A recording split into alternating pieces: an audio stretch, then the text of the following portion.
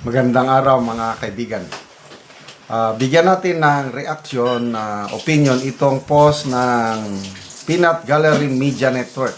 Ito po ang statement ng defense team ni BP Sara tungkol sa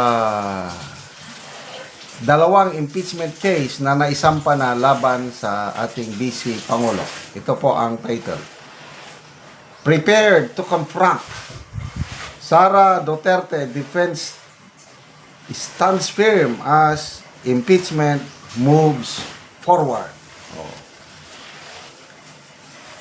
The defense team of Vice President Sara Duterte said the filing of new impeachment complaints against her was anticipated and will be addressed through established constitutional procedures. In a statement dated February 2, araw na ito, lawyer Michael Poa said the move against the Vice President came as no surprise, adding that the defense remains confident the allegations will not stand legal scrutiny. The statement emphasized that impeachment is governed by constitutional standards and cannot rest on allegations shaped by public noise or media pressure.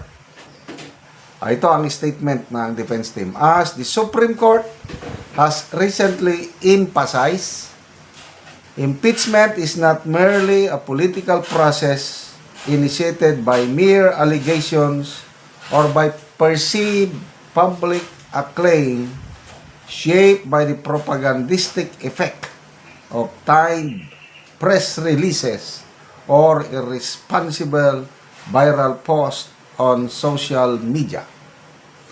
It is a constitutional mechanism governed by standards, evidence, and due process. Ayan. The defense said it is prepared to directly address the accusations using the mechanisms provided by law. Ito, dagdag sa statement. We are prepared to confront these allegations squarely through the proper constitutional processes. Poe added that the legal team is confident that a fair and impartial review will demonstrate that the accusations are devoid of both factual and legal basis. The response positions Duterte's camp as ready to face the complaints within formal institutions, underscoring confidence in constitutional safeguards and judicial review rather than political escalation. The impeachment complaints remain subject to congressional proceedings where standards of evidence and due process will determine the next steps. Okay. So, alalahanin natin itong defense team ni BP Sara composed of mga abogado de Campanilla, Narbasa, ano pa ba yung mga Porton, Porton ba? Yes, Narbasa Inas, mga Salazar pa, may Porton, Salazar, Narbasa, wow! Mga bigatin sa law profession, itong defense team ni BP Sara. Ang katapat nila sa House, yung prosecution team ng House, I don't know kung mga abogado rin sila, but depende sa practice mo sa law. May ano dyan may mga veterano na ng, I think yung Porton na isa, yung pinakatatay. More than 40 years ang experience sa trial, as a trial lawyer. Para bang i-compare mo sa mga bagong pasok na tinyente na although may nakapag-aral ng military strategy, tactics, ganon, kailang kulang sa experience sa battle kumpara sa retiring colonel or general. Parang ganon ang labanan. Ay, nakikita ko, magkakaroon talaga tayo ng bloodbath. Diyan pa lang sa, I hope i-live stream nila, no?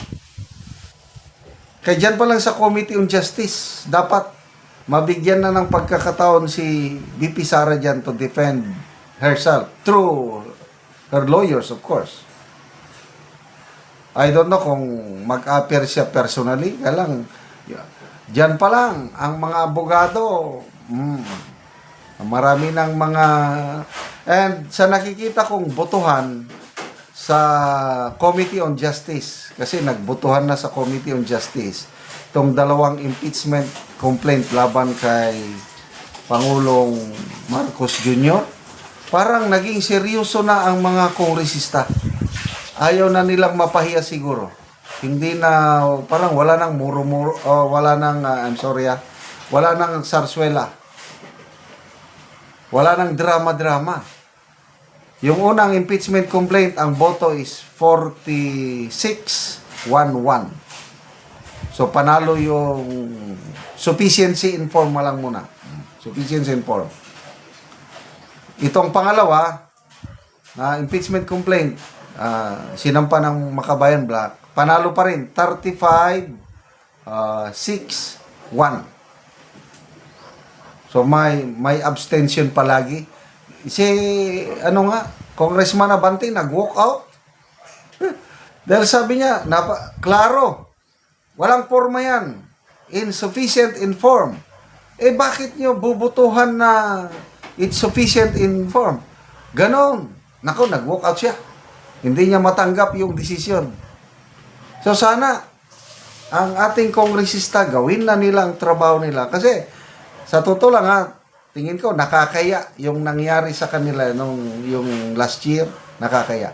This is now the time to redeem themselves. Patunayan nila na patas itong laban na ito ngayon. Salamat mga kaibigan sa inyong pagsubaybay sa ating channel. Nakakatulong kayo ng malaki sa tribong Talandig ng Bukidnon dahil ang income natin sa channel na ito is pantulong sa tribo. Namimigay tayo ng libreng yero at pako para makapagpatayo sila ng mas maayos na tirahan. Panoorin yung video na ito. Muna ni Angero nga naa sa balay, so muna ni siya ang ipanghatag sa mga tao nga itabang kadtong nagpangalisod nga mga guba ng ilang balay ug muna ni sila upat sila ka pamilya ang nagkuha karon og yero.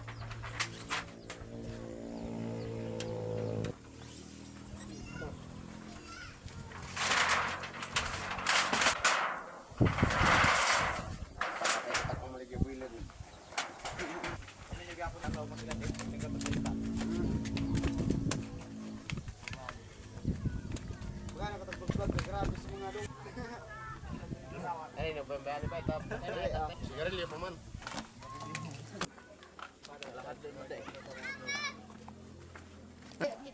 So muna ni ang kargahan nila nga motor lang. Bangit daw po pesta.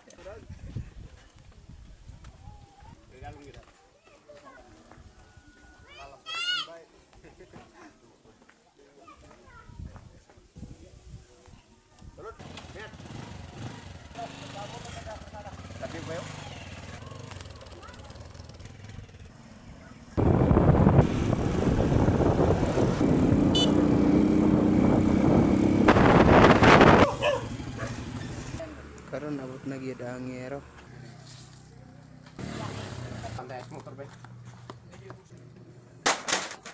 Ug karon mo na ni ang kadako sa buslot sa balay ni Auntie nga balo nga natagaan na mo yero.